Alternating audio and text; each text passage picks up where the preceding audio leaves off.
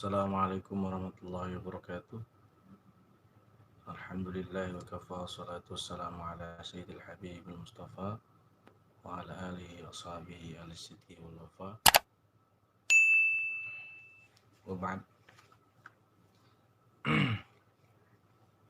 Alhamdulillah Allah subhanahu wa ta'ala masih menakdirkan kita untuk diberi kesempatan mendekatkan diri kepada Allah, taat kepada Allah.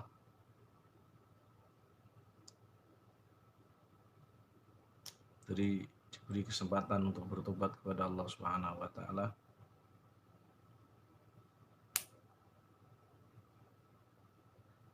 Dan kita diberi karunia Allah Subhanahu wa taala, yaitu nikmat iman,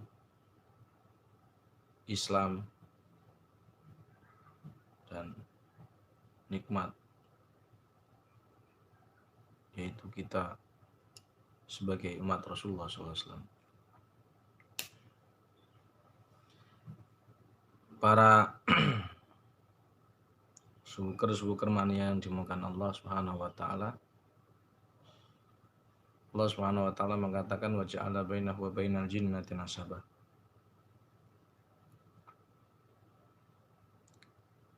Dalam konteks pelepasan ilmu-ilmu atau yang bersifat gaib ya, itu kita sering menemui kasus yang agak lumayan. Kalau kita ruqyah itu biasanya frontal dan jarang yang tidak frontal.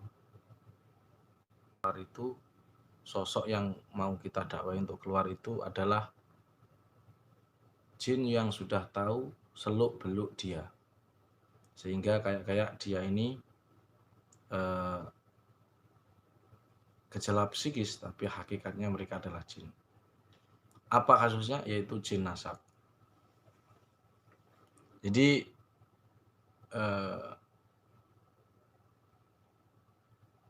sihir itu dalam konteks apa namanya?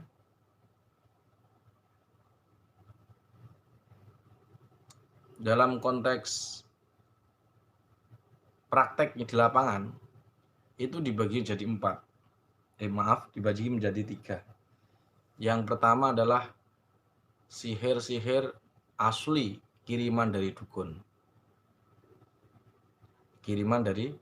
Asli kiriman. Dan ini biasanya ada 2 media untuk menyihir, yaitu pertama melalui buhul dalam, yaitu dengan cara dimakan, diminum, atau sudah ditempelkan di kulitnya. Yang kedua buhul luar, yaitu di luar rumahnya, di atas genteng bisa, kemudian di depan rumahnya, atau secara gaib langsung masuk ke atap di rumahnya. Nah, ini sihir pembagian yang pertama, yaitu sihir asli dari kiriman dukun yang memang dengan tujuan untuk menyakiti, ada pula yang berniat untuk memisahkan keluarga, dan lain sebagainya. Yang kedua adalah sihir, yaitu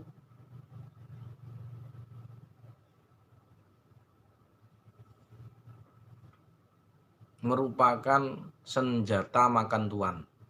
Artinya apa? Ada seseorang yang datang ke seorang kahin atau sahir, dia meminta sesuatu untuk pagar rumahnya. Maka ketika dia minta kepada dukun itu, otomatis nanti misalkan ya, dukunnya memberi dia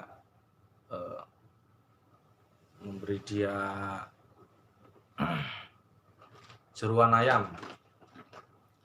Maka jeruan ayam ini dipagari di rumah-rumahnya, dan otomatis nanti pagar itu akan mengeluarkan khodam, dan khodam itu akan masuk ke tubuh si yang masang tadi. Jadi kadang-kadang yang masang ini nggak ngerti apakah yang dipasang itu ada khodamnya enggak, ya pokoknya ngikuti tradisi begitu aja. Kalau seperti itu biasanya, kalau seperti itu maknanya itu sihir-sihir dari dia sendiri. yang dulu sempat diposting juga di postingan saya ini, salah satu ada masyarakat ini yang sering terjadi itu adalah menyihir keluarganya sendiri dengan cara dia pergi ke dukun. Jadi orang yang pergi ke dukun, hakikatnya dia ini menyihir keluarganya sendiri. Walaupun tujuannya kesembuhan, kebaikan, kesejahteraan. Saya ulangi, walaupun tujuannya kesejahteraan, kebaikan pada keluarga. Tapi karena dia melanggar Allah Subhanahu wa taala atau melanggar dari anjuran Nabi untuk tidak mendatangi dukun, dia memaksakan diri, maka yang terjadi adalah ilmu hitam. Dia ambil dari dukun sesuatu yang itu memancarkan ilmu hitam.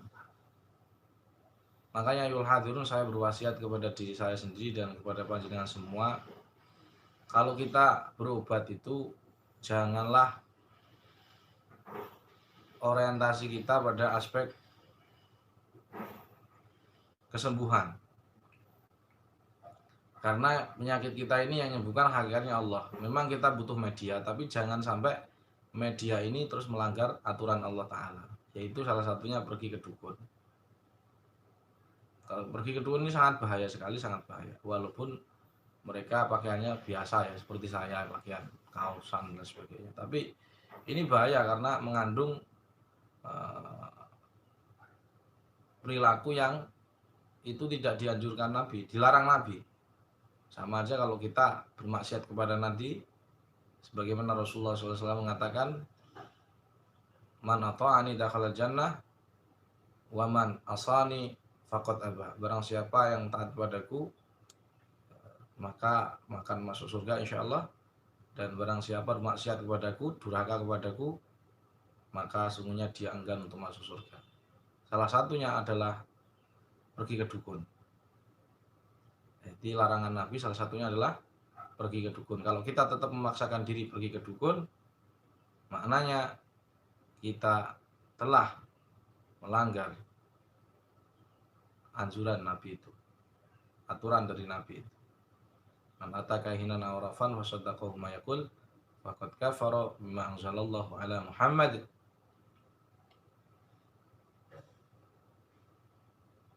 Jadi pergi ke dukun itu bagian dari menyihir keluarganya sendiri. Bagaimana logikanya? Tadi sudah saya sampaikan ya.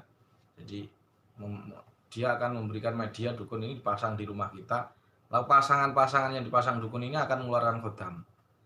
Nah, khodam itu ya kalau bahasa sekarang, kalau orang dulu ya ilmu lah. Maka saya berwasiat janganlah kepada saya diri sendiri, kepada saya sendiri dan kaum muslimin khususnya warga Nahdien, jangan pergi ke dukun.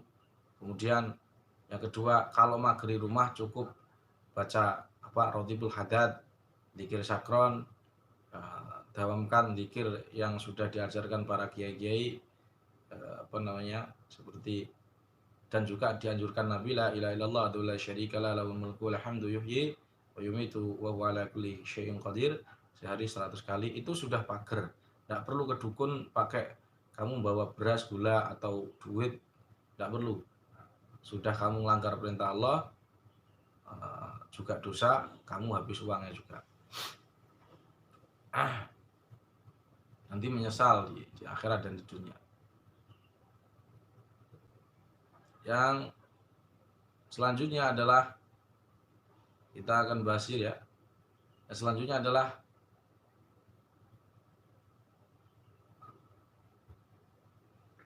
sihir, yaitu sihir turunan atau kita sebut jin nasab. Ja'ala bainahu wa bainal jinnati nasaba. Nah, jin nasab ini adalah jin yang dari orang tua. Biasanya saja, tidak ada dalilnya memang. Biasanya saja jin nasab ini adalah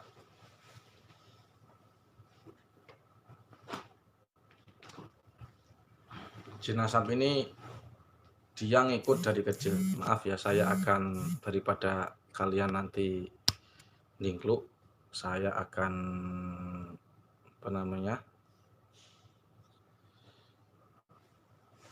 kameranya ini. Saya mohon maaf sekali. Sing mau dislike monggo silahkan, nggak apa-apa. Alhamdulillah. Yang mau dislike saya persilahkan.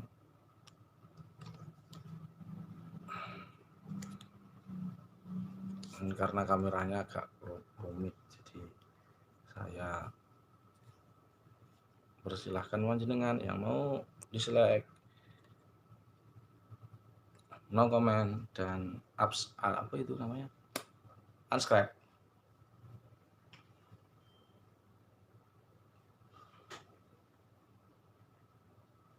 Tim IT ini nggak ada karena oke. Gitu. Saya ulangi, bagi jenengan yang ingin unsubscribe, no comment, unlike monggo. Yang ketiga, sihir pembagian sihirnya adalah ini komennya kalau banyak-banyakan. Yang ketiga adalah sihir dari orang tua, artinya jin nasab. Jin nasab ini dia ini seperti orang psikis ya. Kalau kita tidak belajar tentang ilmu ruqyah ini, khawatirnya kita mengira itu psikis. Yang tepat adalah jin itu sudah dari kecil masuk, dan biasanya si jin ini akan dampingi orang-orang yang karakternya seperti kakeknya. Maka itu ya jin nasab. Bagaimana cara mendiagnosa itu jin apa namanya? Kenapa saya katakan begini? Maaf. Kenapa saya katakan itu masuk kategori? Karena kan gangguan gaib kan ada 3 nih. Ada ketempelan, ada sihir. Maaf, ini komennya kalau enggak di ini kan hilang.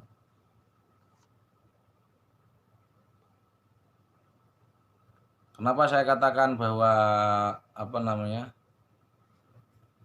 Jin nasab ini bagian dari sihir, bukan ketempelan.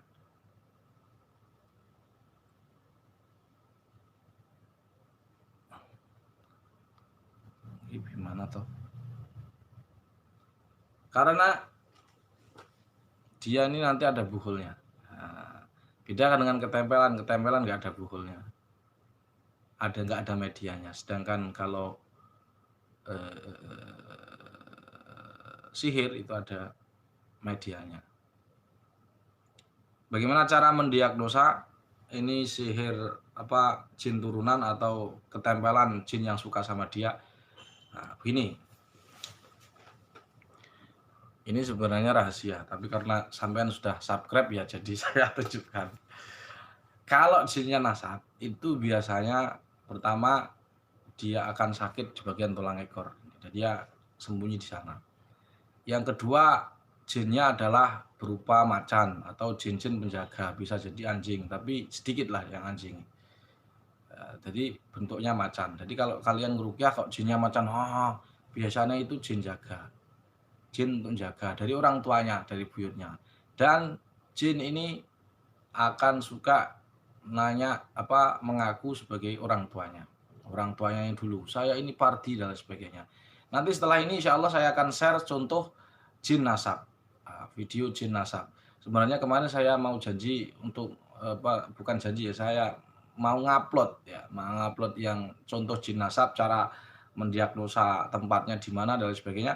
Cuman kemarin HP yang rekam itu apa namanya ya, maklum kita kan orang kampungan ya, jadi suuk-suuk desa ya, jadi yang rekam itu kameranya memorinya hilang, jadi maaf penuh, jadi tidak bisa. Nah, diagnosanya satu, sekali lagi tulang ekor panas dan jinnya jenisnya macan. Nah kalau kalian menemui itu, wasan diruqyah kok jinnya macan, wah. Kalau khodam sihir dari orang jarang. Biasanya kan dia kolor hijau, kemudian buto hijau, banaspati, kuntilanak dan sebagainya.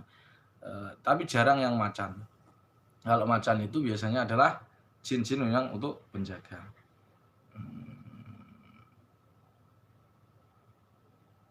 Itu diagnosanya ya. Cara mendiagnosa itu mudah sangat. Jadi karena ini dan jadi cara diagnosa tulang ekor panas, jinnya jenis macan. Yang kedua, mesti ada buhulnya. Saya ulangi, mesti ada buhulnya. Bagaimana cara ngeceknya? Gampang. Jadi kalau kamu fokusmu mengeluarkan jin, jin maksudnya macan itu, kesulitan kamu. Pertama, kenapa? Karena jinnya melekat sudah dari kecil, gitu loh. Dari kecil sudah melekat. Jadi dia nanti akan kesurupan yang juz'i. Kesurupan tapi sadar nggak bisa ngontrol. Pengennya marah mukul semua orang. Nah, ini dari kecil itu dia. Nah, bagaimana? Kamu jangan fokus mengeluarkan jinnya, tetapi kamu fokus apa? Cari rumah jinnya itu. Ya, biasanya ada pusakanya. Jadi ada buhul luarnya mesti. Cara sekarang bagaimana cara mengeluarkan jin nasab? Nah, maksudnya cara yang efektif untuk mengeluarkan jin nasab, caranya adalah supaya tuntas ya. Jadi kalau ada orang terkena jin nasab, jinnya macan dan frontal luar biasa, maka bagaimana solusinya? Solusinya ini tolong bisa ditulis ya. Pertama yaitu kamu harus dakwahi ke pasien atau ke marki bahwa sampah-sampah yang ada di tubuhnya harus dibuang. Apa itu sampahnya? Maksudnya sifat-sifat yang membuat setan itu masuk ke tubuhnya sehingga dia suka sama dia semenjak kecil. Apa itu? Ada 4: marah, sedih, takut, dan kosong pikiran. Dia harus tidak boleh melakukan itu. Nah, kalau dia tidak melakukan 4 itu, otomatis dia menjadi harus melakukan 4 hal lagi, yaitu 1, menjadi orang yang penyabar, 2, selalu bahagia, jangan sedih. Yang ketiga adalah pemberani, berani menghadapi risiko, berani menghadapi konsekuensi kehidupan kita. Yang keempat adalah dia harus selalu berzikir karena kata Allah sendiri, wa may ya'shu an dzikrir rahmani nuqayyid lahu syaitanan fahuwa lahu qarin. Kalau manusia ini jarang zikir pada Allah, maka Allah biarkan biar setan jadi temannya, begitu.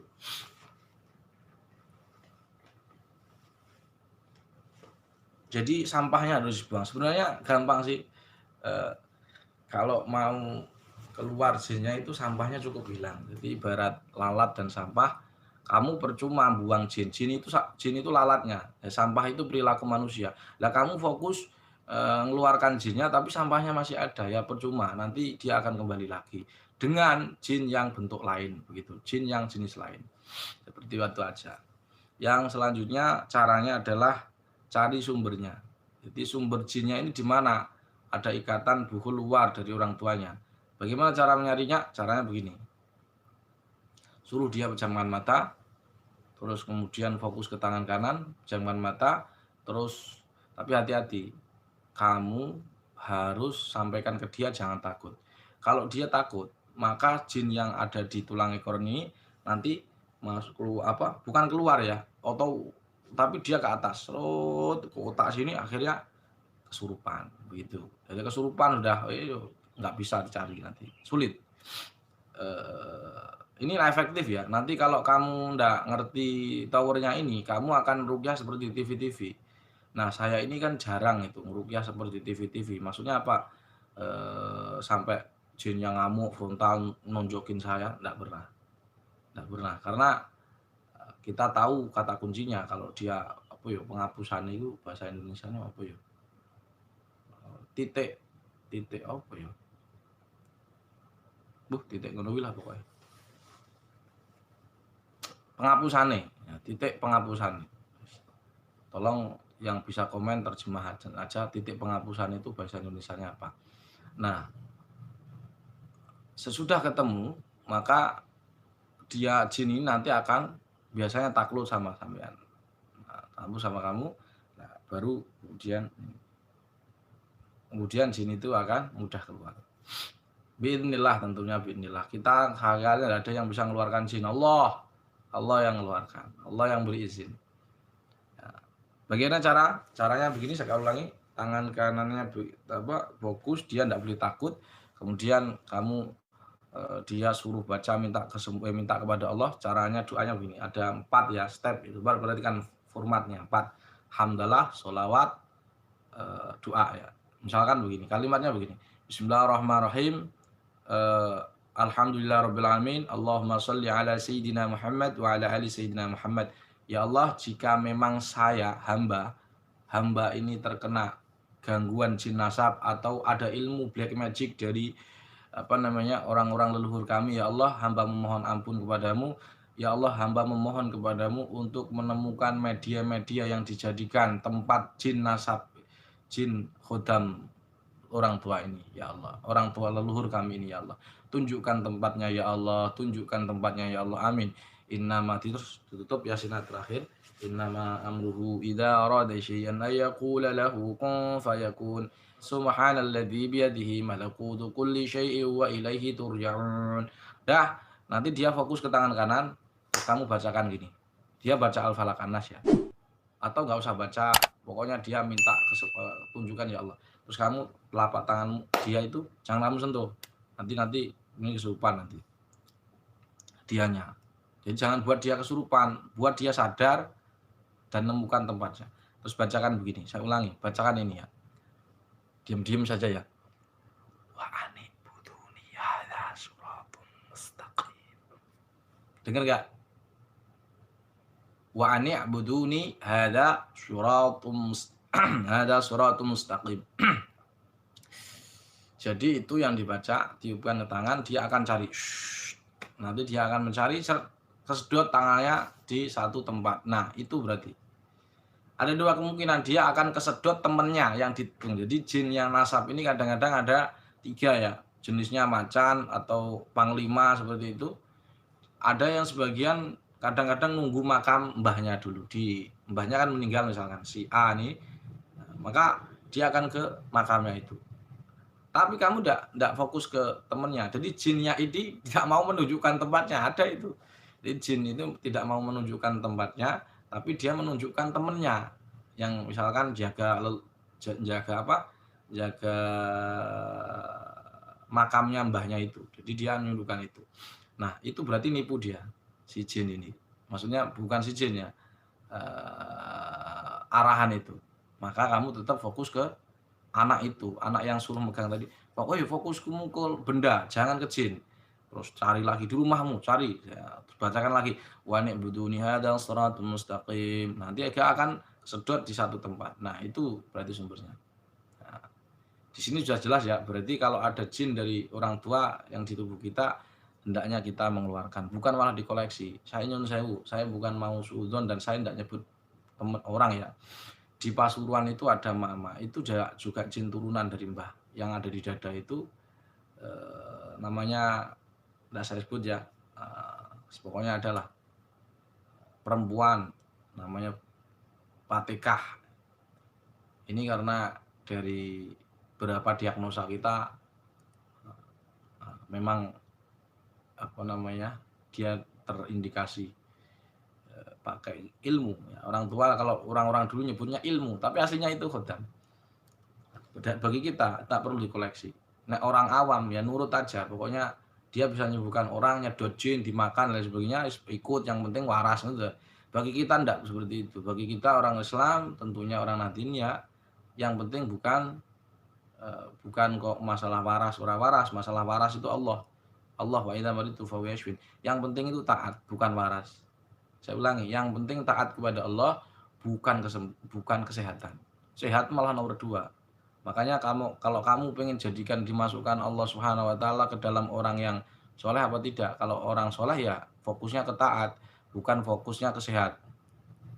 Nah, kalau orang awam ya fokusnya ke sehat. Pokoknya saya tidak masalah ini Gus, saya mau berobat yang penting sembuh. Nah, begitu. Bagi kita sembuh enggak sembuh urusan belakangan, karena toh akhirnya yang menyembuhkan Allah. Yang penting itu adalah amal kita ini taat kepada Allah enggak. Dan insya Allah kalau berobat dengan Al-Quran, ya insya Allah itu wujud dari mengamalkan firman Allah, qul huwa lilladzina amanu hudan wa syifa. Kalau niatnya benar, kalau niatnya untuk nyari pasien atau niatnya untuk untuk kejadukan, maka tentu biqadrin niyah ya, ama pahalamu seiring dengan niatmu. Itu kalau sudah ketemu bendanya bisa ada dua caranya ya, bendanya dihancurkan atau direndam, dinetralisir. Tapi kalau netralisir ini agak benda pusaka yang nanti kan dia akan ketemu kan benda satu benda. Nah, kamu ndak boleh langsung frontal, langsung membakar dan sebagainya. Ini khodamnya galak loh. Saya ulangi, khodamnya galak. Khodamnya ini galak. Jadi tapi nggak kuat, galak ya. Galak ini nggak kuat ya. Semua gaya jin ini seperti itu memang. Jadi galak. Nanti kalau kamu frontal ya, maka kasihan pasien. Ini kadang-kadang jinnya malah ngamuk. Maka caranya ada dua. Bisa kalau kamu berani silakan dihancurkan dan itu pun izin ya. Jangan dihancurkan pakai tangan, keliru. Nah, jangan dihancurkan pakai tangan. Nanti misalkan ya, ini ada keris ya, ini keris, tapi yang dimaksud keris kodam itu keris-keris yang pasaran itu, yang 5 ribuan itu, yang tapi cuman sama dulu pakai dukun diberi perapelan supaya kodamnya masuk, terus ditumbali, jadilah dia sebuah pusaka untuk menjaga dia. Maka ini bukan keris warisan leluhur, ini keris-keris 5 ribuan di pasar Kliwon itu banyak. Seperti itu. Jadi boleh dihancurkan, boleh kalau keris pusaka ya enggak, keris pusaka ampuh yang dulu ya enggak boleh. Itu kan budaya. Ada yoninya. Ini Mbak, ini yang 5 ribuan. Oke, kalau sudah ketemu jangan dihancurkan pakai tangan, kamu bisa hancurkan pakai sesuatu alat begini. Sebab kenapa enggak bisa? Karena Rasulullah SAW ketika kena sihir Labib bin Al-Asam, ketika sahabat mau mengambil buhulnya, kata Rasulullah SAW, saya khawatir terjadi apa-apa pada diri kalian. Nah, jadi Rasulullah aja khawatir loh. Ini sahabat loh, kamu baru bisa nyuwuk 1 bulan sudah melintih ya. Buhulnya diambil dan sebagainya. Kamu nanti hati-hati jedak tiba-tiba ada percikan api atau apa ya. Memang kita kurang waspada. Itu ya. Atau kalau tidak dihancurkan, yang kedua bisa direndam ya, direndam di air yang sudah diasmai sampai satu hari full atau 3 hari, 1 hari, 3 hari atau seminggu. Itu insya Allah nanti diangkat lagi si khodam ini, insya Allah sudah tidak ada dan tidak tahu kemana. Yang jelas kita niatnya menetralisir dari hal yang buruk. Kalau pengen nggak dihancurkan, kalau dihancurkan sekiranya polemik dan membawa kisruh ya, karena orang itu kadang-kadang masih kepercayaannya kuat, daripada seperti itu cukup dinetralisir. Seperti itu aja. Terus yang ingin saya sharing, kalau kamu ketemu jin macan seperti ini, ini macan ya, maka sekali lagi kamu tidak bisa langsung meruqyahnya, karena ini frontal, cukup disadarkan saja dulu. Ada sadarkan caranya gampang, caranya begini. Ini tanganmu, kamu bacakan ayat ini. Innahu min Sulaiman wa innahu bismillahirrahmanirrahim. Allah ta'ala alayya wa tuni muslimin. Terus di sini di jidat ini ya, kalau orang mata ketiga, plak begini. Terus dibasuh ke bawah. Ini. Aduh, miring lan kopiahku. Wis, jadi selek begitu, insya Allah dengan seperti itu dia akan sadar bismillah. Mudah-mudahan. Terus kamu fokusnya kemana? Fokusnya cari towernya. Itu kan jinnya ini ibaratnya HP, towernya masih di rumah atau di makam atau di mana. Nanti dia akan ketemu dengan ayat yang sudah saya sharekan tadi. Kemudian selanjutnya adalah larangan. Larangan orang diruqyah untuk jin nasab ini karena jinnya agak galak. Kamu jangan sekali-kali ngeruqyah dengan bacaan jahar ya. Kalau bacaan jahar, contoh ya, jinnya macan. Siapa kamu? Aku Turonggo Mangkurondo Limo misalkan. Jinnya itu bilang begitu. Maka kamu jangan ruqyah jahar. Bisa langsung baca Inna syajarataz zakum ta'amul asim kalmuhli yaghli fil butun kaghalyil hamim khuduhu fa'tiluhu ila sawa'il jahim. Kalau kamu baca jahar, maka khawatirnya jinnya kamu, malah kamu pegang tonjok jelong. Itu malah memalukan ya. Tidak menyakitkan tapi memalukan. Tapi nggak tahu kalau kamu pengen coba-coba jahar monggo mawon. Kalau kamu nggak punya kemaluan ya. Maksudnya dikampleng jin terus nggak malu ya. Monggo mawon, terserah. Ngoten. Itu aja, mudah-mudahan sedikit wawasan ilmu ini menambahkan apa kemanfaatan kita kepada masyarakat, khususnya apa namanya anggota JRA di tanah air. Dan yang selanjutnya semoga kita niat untuk berdakwah kepada bangsa jin.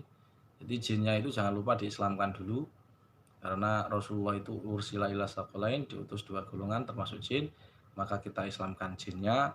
Dan semoga dengan bertambahnya makhluk Allah, yaitu dari bangsa jin yang menyebut asma Allah, maka dakwah Islam menyebar di kalangan bangsa jin dan banyak orang yang taat kepada Allah Subhanahu wa taala. Dan itu sebagaimana firman Allah, ma khalaqtul jinna wal insa illa liya'budun, semua akhirnya menyembah kepada Allah, taat kepada Allah. Dan kelak di akhirat kita dikumpulkan dengan orang-orang saleh. Amin. Demikian. Subhanakallahumma wa bihamdika asyhadu an la ilaha illa anta astaghfiruka wa atubu ilaik. Hadanallahu wa iyyakum ila siratal mustaqim. Assalamualaikum warahmatullahi wabarakatuh.